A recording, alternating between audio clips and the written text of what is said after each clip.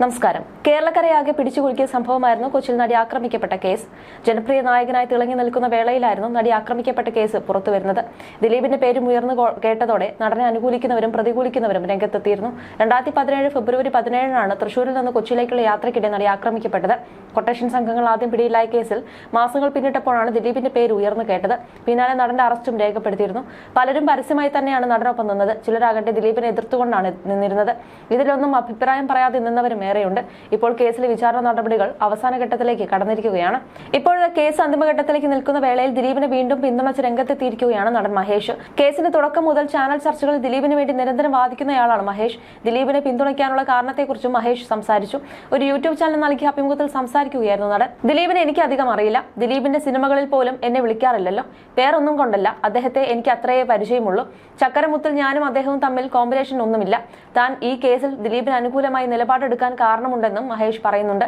ജനങ്ങൾക്ക് ഇഷ്ടമുള്ള നടൻ. കുറ്റം ചെയ്തിട്ടുണ്ടെങ്കിൽ കുഴപ്പമില്ല, ഇല്ലെങ്കിൽ ആ മനുഷ്യൻ ജയിലിൽ കിടക്കേണ്ടത് 20 വർഷമാണ്. സ്വയം കരിയറിൽ കയറി വന്ന വ്യക്തിയാണ്. അങ്ങനെ ഒരാൾക്ക് ഇനി കാരാഗൃഹ ജീവിതമാണോ എന്ന് ആലോചിച്ചു. ഞാൻ നോക്കിയപ്പോൾ അദ്ദേഹം ബുദ്ധിയില്ലാത്ത മനുഷ്യനൊന്നുമല്ല. സിനിമ നിർമ്മിക്കാൻ സാമ്പത്തികമുള്ളവരുണ്ടായിട്ടും എന്തുകൊണ്ട് ദിലീപ് 2020 എടുത്തു? അവിടെ അവന്റെ ബിസിനസ് ബുദ്ധിയുണ്ട്. ദിലീപ് പല സിനിമകളും ത്യജിച്ചാണ് ആ സിനിമ ചെയ്തത്. പക്ഷെ അതിൽ പ്രധാന വേഷമുണ്ട്. ദിലീപ് തന്റെ സിനിമകളുടെ മാർക്കറ്റിംഗ് ബുദ്ധിപരമായി നടത്തി. അങ്ങനെയൊക്കെ ചെയ്യുന്ന ആൾ അത്ര വിഡ്ഢിയൊന്നുമല്ലല്ലോ. അദ്ദേഹത്തിന്റെ അന്നത്തെ സാമ്പത്തികാവസ്ഥ വെച്ച് ഈ ഒരു ക്രൈം ചെയ്യണമെങ്കിൽ ഇവിടെ നിന്ന് ആരെയും വിളിക്കേണ്ട കാര്യമില്ല. എന്തിന് പൾസർ സുനി? അവൻ പ്രൊഡക്ഷൻ ഡ്രൈവറായി വണ്ടി ഓടിക്കുകയും അത്യാവശ്യം തരികിട പരിപാടികൾ കാണിക്കുകയും ചെയ്യുന്ന ആളാണ്. 2011-2012 കാലഘട്ടത്തിൽ ഇതേപോലൊരു നടിയെ ഇതുപോലെ കൊണ്ടുപോകാൻ ശ്രമിക്കുകയും ചെയ്ത ക്രൈം റെക്കോർഡുള്ള ആളാണത്. അങ്ങനെ ഒരാളെ വീണ്ടും അതേ ക്രൈം ചെയ്യാൻ പ്രേരിപ്പിക്കാൻ മാത്രം വിഡ്ഢിയല്ല ദിലീപ്. കാരണം പോലീസ് എങ്ങനെയാണ് ക്രൈം കണ്ടുപിടിക്കുന്നത്? ഹിസ്റ്ററി നോക്കിയാണ്. ഇതേപോലെ ഒരു ക്രൈം മുമ്പ് ആര് ചെയ്തെന്ന് നോക്കും. അത് വെച്ചാണ് അവർ പെട്ടെന്ന് പ്രതിയിലേക്ക് എത്തും. അങ്ങനെയുള്ള പൾസർ സുനിയെ ദിലീപ് കുറ്റകൃത്യം ചെയ്യാൻ ഏൽപ്പിക്കില്ലെന്നും മഹേഷ് വാദിക്കുന്നു. പൾസർ സുനി നേരിട്ട് കണ്ടാൽ ബോധം കെട്ട് വീഴുന്ന 2 കോടി രൂപയാണ് വാഗ്ദാനം ചെയ്തതെന്ന് പറയുന്നു. പൾസർ സുനി 20 രൂപയ്ക്ക് ചെയ്തേക്കാം. കാരണം സുനിയുടെ സാമ്പത്തിക സ്ഥിതി അതാണ്. പൾസർ സുനിയെ റിമാൻഡ് ചെയ്ത് 2-3 ആഴ്ചകൾക്ക് ശേഷമാണ് പെട്ടെന്ന് ദിലീപിന്റെ പേര് പറയാൻ ഓർമ്മ വരുന്നു. ഒരു പോലീസുകാരൻ തന്നെ ഫോൺ കൊടുക്കുന്നു. ആ ഫോണിൽ നാദൃശ്യെ വിളിക്കുന്നു. ദിലീപിന്റെ പേര് പറയുമെന്ന് ഭീഷണിപ്പെടുത്തുന്നു. നേരത്തെ ദിലീപ് കുറ്റക്കാരനാണെന്ന് വ്യക്തമാക്കുന്ന തെളിവുകളൊന്നും ഇതുവരെ പോലീസിന് കണ്ടെത്താനായില്ലെന്ന് മഹേഷ് പറഞ്ഞിരുന്നു. കേസിന്റെ തുടക്കം മുതലുള്ള പല കാര്യങ്ങളിലും അന്വേഷണം വേണമെന്നും അന്ന് പലരെയും ചോദ്യം ചെയ്യാതെ വിട്ടത് തെറ്റായിപ്പോയെന്നും നടൻ പറയുന്നു. ആക്രമിക്കപ്പെട്ട നടി അന്നത്തെ ദിവസം തൃശൂരിൽ നിന്ന് എറണാകുളത്തേക്ക് വരുന്നുണ്ട് എന്ന് പൾസർ സുനി എങ്ങനെ അറിഞ്ഞു എന്നതൊരു ചോദ്യമാണ്. ആരുടെ വർക്കിന് വേണ്ടി വന്നു എന്നുള്ളതും ഒരു ചോദ്യമാണ്. അവരെ ചോദ്യം ചെയ്യേണ്ട എന്നുള്ളതൊരു ചോദ്യം. ഇതിനുത്തരം പോലീസ് അറിയേണ്ടതല്ലേ? സംഭവം നടന്നതിനു ശേഷം അന്ന് രാത്രി നടി ഒരു നടനും സംവിധായകനുമായ ആളുടെ വീട്ടിൽ കൊണ്ടുവിട്ടു. അവിടെ ചോദ്യം ചെയ്യാൻ പോയ പോലീസിന് എന്തുകൊണ്ട് കാത്തു നിൽക്കേണ്ടി വന്നു? എന്തുകൊണ്ട് ചോദ്യം ചെയ്യൽ പിറ്റേ ദിവസം രാവിലേക്ക് മാറ്റിവെക്കേണ്ടി വന്നു? മെഡിക്കലിന് കൊണ്ടുപോയതിന് പിറ്റേ ദിവസമാണ്. എന്തുകൊണ്ടാണ് ഡിലേ വന്നതെന്ന് അന്വേഷിക്കണം. തനിക്ക് കാര്യങ്ങൾ തുറന്നു പറയുന്നതിന് പരിമിതിയുണ്ട്. താൻ നടിക്കെതിരെ ആണെന്ന് എല്ലാവരും പറയുന്നു. താൻ ഇതുവരെ നടിക്കെതിരെ ഒന്നും പറഞ്ഞിട്ടില്ല. ദിലീപ് തെറ്റ് ചെയ്തില്ല എന്ന് പറയുന്നത് കൊണ്ട് താൻ എങ്ങനെയാണ് നടിക്കെതിരെയാവുന്നത്?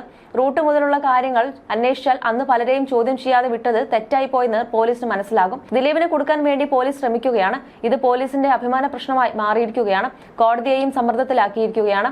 കേസിൽ കുറ്റപത്രം കോടതിയിൽ സമർപ്പിക്കുന്നതിന് മുൻപ് തന്നെ അത് മാധ്യമങ്ങളിൽ വന്നു.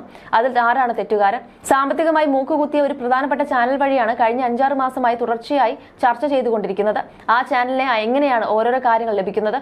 നാഥനില്ല കളരി പോലെ കുറച്ചു പേരുടെ താല്പര്യങ്ങൾക്ക് വേണ്ടി അവർ കളിക്കുന്ന കളികളാണിതെല്ലാം. ഈ സർക്കാരിന്റെ ഭാഗമായിട്ടിരുന്നപ്പോഴാണ് ദിലീപ് നിരപരാധിയാണ് എന്ന് സെൻകുമാർ പറയുന്നത്. റിട്ടയർ ആകുന്നതിന്റെ തൊട്ടു മുൻപാണ് പറഞ്ഞത്. ബൈജു പൗലോസ് കൊടുത്തതല്ലാതെ എന്താണ് അധികമായി ADGPക്ക് കോടതിയിൽ കൊടുക്കാൻ സാധിച്ചിട്ടുള്ളത്? ഒന്നുമില്ല. ഇത്രയും നാളെടുത്തിട്ടും എന്തുകൊണ്ടാണ് കേസ് തെളിയിക്കാൻ പറ്റാത്തത്? ഇതിനൊരു പരിധിയില്ലേ? കുറ്റം തെളിഞ്ഞാൽ ശിക്ഷിക്കപ്പെടുക തന്നെ വേണം. എന്നാൽ ഇതുവരെ കിട്ടിയ തെളിവുകളൊന്നും ദിലീപോ മറ്റുള്ളവരോ കുറ്റക്കാരനാണെന്ന് പറയാവുന്നതല്ല. ഒപ്പമുള്ളവരോ കുറ്റക്കാരാണെന്ന് പറയാവുന്നതല്ല. എന്തുകൊണ്ടാണ് ബൈജു പൗലോസ് വിചാരണയ്ക്ക് പോകാതിരുന്നത്? അദ്ദേഹത്തിന് വിചാരണയോടെ തീരേണ്ടതല്ലേ? പോകേണ്ട സമയത്ത് തന്നെ ഈ ഒരു കേസ് പൊക്കിയെടുത്ത് കൊണ്ടുവന്നത് എന്തുകൊണ്ടാണ്? എന്തുകൊണ്ട് നീട്ടിക്കൊണ്ടുപോകുന്നു? ചില ആളുകൾ ചാനലുകളിൽ ദിലീപിനെതിരെ പ്രതികരിക്കുന്നത് മാനസിക നില തെറ്റിയതുപോലെയാണ്. ഇവരുടെയൊക്കെ മനോനിലയെ ബാധിച്ചു തുടങ്ങി. ഈ കേസിൽ പ്രോസിക്യൂഷൻ പെരുമാറുന്നത് ഒരു സ്വകാര്യ വ്യക്തിയുടെ വക്കീലിനെ പോലെയാണ്. എന്തുകൊണ്ടാണ് ആദ്യത്തെ 2 പ്രോസിക്യൂട്ടർ രാജിവെച്ചു പോയത്? തങ്ങളുടെ ഇച്ഛയ്ക്ക് അനുസരിച്ച് കാര്യങ്ങൾ നടക്കുന്നില്ലെന്ന് പറഞ്ഞല്ലേ പോയത്? കേസ് തോറ്റാൽ നാണക്കേട് സർക്കാരിനാണെന്നും മഹേഷ് പറഞ്ഞു. അതേസമയം നടി ആക്രമിക്കാനായി ദിലീപ് നൽകിയത് 1.5 കോടിയുടെ കൊട്ടേഷനാണെന്നാണ് കേസിലെ 1ാം പ്രതിയായ പൾസർ സുനി പറയുന്നത്.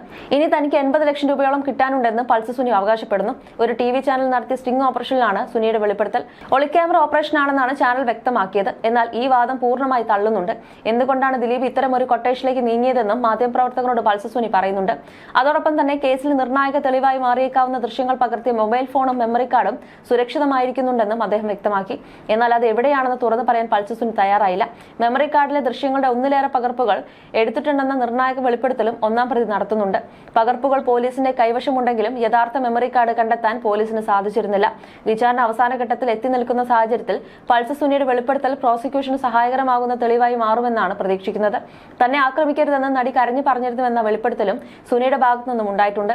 എന്താണ് സംഭവിക്കാൻ പോകുന്നതെന്നതിനെ കുറിച്ച് അതിജീവിതയ്ക്ക് അറിയാമായിരുന്നു. തന്നെ ആക്രമിക്കാതിരുന്നാൽ എത്ര പണം വേണമെങ്കിലും നൽകാമെന്ന് നടി പറഞ്ഞു. എന്നാൽ അതിന് ഞാൻ തയ്യാറായില്ല. ആ പണം വാങ്ങിയിരുന്നെങ്കിൽ ഇന്നിപ്പോൾ ജയിലിൽ പോകാതെ സുഖമായി കഴിയാമായിരുന്നു.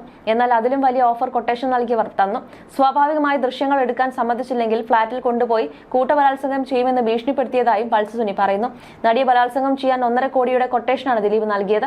ബലാത്സംഗം പകർത്താനും നിർദ്ദേശിച്ചു. എന്താണ് ചെയ്യാൻ ഉദ്ദേശിച്ചതെന്ന് അതിജീവിതയ്ക്ക് അറിയാം. അതിക്രമം ഒഴിവാക്കാൻ എത്ര കാശും തരാമെന്ന് അതിജീവിത പറഞ്ഞു. ആ പണം വാങ്ങിയിരുന്നെങ്കിൽ ജയിലിൽ പോകാതെ രക്ഷപ്പെടാമായിരുന്നു. തന്റെ കുടുംബം തകർത്തതിലെ വൈരാഗ്യമായിരുന്നു ദിലീപിന്.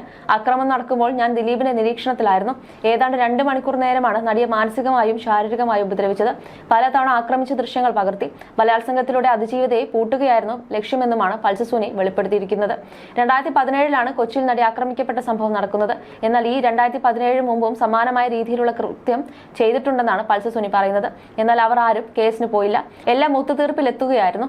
അതൊന്നും ദിലീപ് പറഞ്ഞിട്ടായിരുന്നില്ല. എന്നാൽ ഈ കാര്യങ്ങളൊക്കെ നടി ആക്രമിക്കപ്പെട്ട കേസിലെ 8ാം പ്രതിയായ ദിലീപ് അടക്കമുള്ള പലർക്കും അറിയാമായിരുന്നുവെന്നും പൾസർ സുനി സമ്മതിക്കുന്നുണ്ട്.